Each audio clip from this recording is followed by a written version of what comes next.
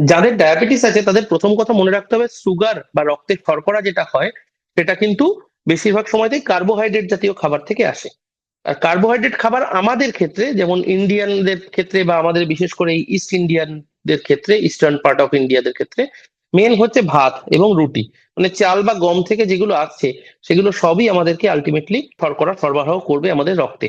যেমন ভাত, রুটি, মুড়ি, চিড়ে, ইভেন পাউরুটি, এইসব জিনিসগুলো কিন্তু একটু কম খেতে হবে। এমন নয় যে বন্ধ করা হতে হবে, বাট কম খেতে হবে। তার সঙ্গে আমরা যেটা খুব ভেজিটেবলস, যেটা আজকালকার দিনে অনেকেই ইগনোর করেন, ভেজিটেবলস খাওয়া খুব কমে গেছে, সেইগুলোকে বাড়িয়ে দিতে হবে যাতে ক্যালোরিটা আমাদের শরীরে কম যায়। এর সঙ্গে যেগুলো আগের প্রি ডায়াবেটিস এর সংক্রান্ত বললাম, যে আপনার আহ ভাজাটা খাওয়াগুলো করা, কোল্ড ড্রিঙ্কস, আইসক্রিম, এইসব জিনিসগুলো বন্ধ করা, এগুলোর ফলে আপনার ডায়েটের একটা কন্ট্রোল রাখতে পারেন। আমরা অনেক ক্ষেত্রেই দেখেছি যাদের ডায়াবেটিস একটা নির্দিষ্ট মাত্রার মধ্যে রয়েছে, এখন 300-400 কারো সুগার হয়ে গেলে আমি তো সেটাকে শুধু ডায়েট দিয়ে কন্ট্রোল করতে পারবো না।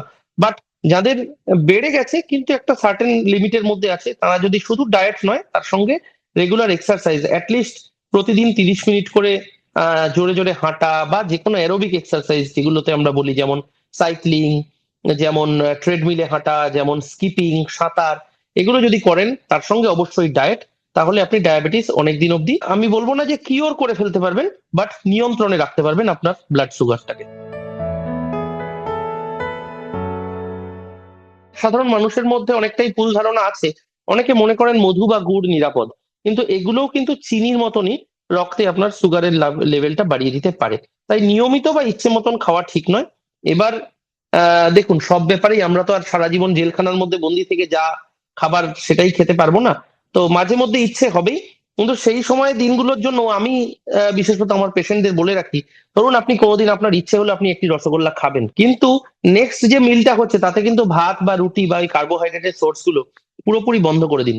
নেক্সট মেজর মিলটা আপনি শুধুমাত্র সবজি অ্যান্ড মাছ বা প্রোটিন জাতীয় খাবারগুলো খান, যাতে আপনার অ্যাটলিস্ট কিছুটা হলেও আপনি ব্যালেন্স করতে পারেন।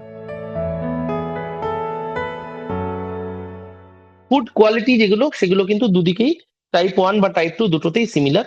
বাট আমাদের বুঝতে হবে কারণের কিছু পার্থক্য আছে, কি কারণে টাইপ 1 বা টাইপ 2 হচ্ছে।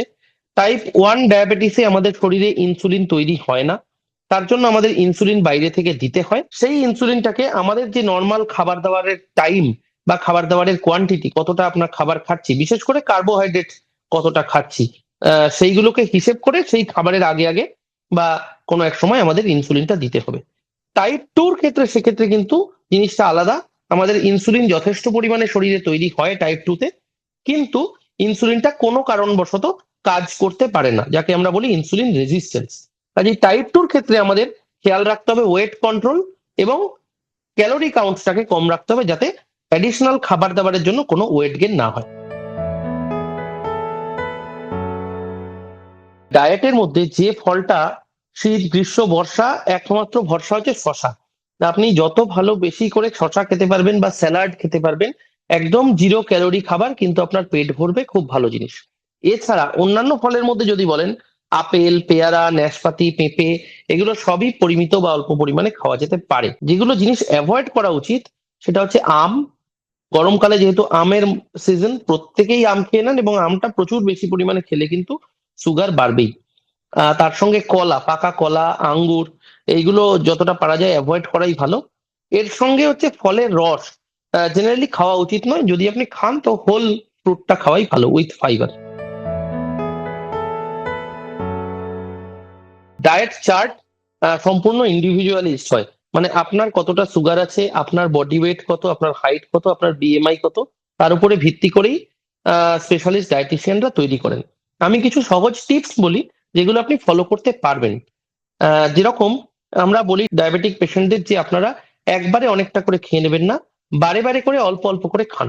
মানে ফ্রিকোয়েন্ট কিন্তু রেগুলার মিল, ধরুন প্রতি 2 থেকে 3 ঘন্টা বাদে বাদে ছোট ছোট করে খাবার খান। লাঞ্চে পুরো খাবারটা না খেয়ে সেটাকেই ভাগ করে করে দুবার বা তিনবারে খেতে পারেন। এক, অবশ্যই খাবারের মধ্যে একটা প্রোটিন জাতীয় কিছু সোর্স থাকা উচিত। প্রোটিন বলতে যারা ননভেজ খান তাদের জন্য মাছ, চিকেন, ডিম, এগুলো থাকছে। যারা ননভেজ খান না তাদের জন্যও রয়েছে, যেমন ডাল থাকছে, সয়াবিন, পনির, এগুলো খুব ভালো source of protein. Most importantly, কখনো কোনো মিল আপনি সম্পূর্ণ বাদ দিতে পারবেন না। যদি উপোস করার থাকে তাহলে কিন্তু ডায়াবেটিসের ওষুধও সেই সময়ের জন্য চেঞ্জ করতে হবে। লেট নাইট খাওয়া দাওয়া আমরা বলি সবসময় বন্ধ রাখতে। তাড়াতাড়ি ডিনার করে নেবেন, আর্লি ব্রেকফাস্ট করবেন এবং ব্রেকফাস্ট যেন হেভি হয়। এবার খাবার দাবারের কথায় আসি। এক্সাক্ট ডায়েট চার্ট অবশ্যই যেটা বললাম যে ব্লাড সুগার এবং বডি ওয়েট অনুযায়ী ঠিক হবে। তাছাড়াও আমি সিম্পলি একটা বলতে পারি যেটা ডায়েটিশিয়ানের পরামর্শ না নিয়ে নিজেরা বাড়িতে করতে পারেন, সেটা হচ্ছে একটা খাবারের প্লেট যদি হয়, গোল প্লেট, তার মধ্যে সবসময় 25-50-25 এই রেশিও রাখবেন। 25% কি থাকবে, মানে 1/4, 4/1 কি থাকবে তার মধ্যে?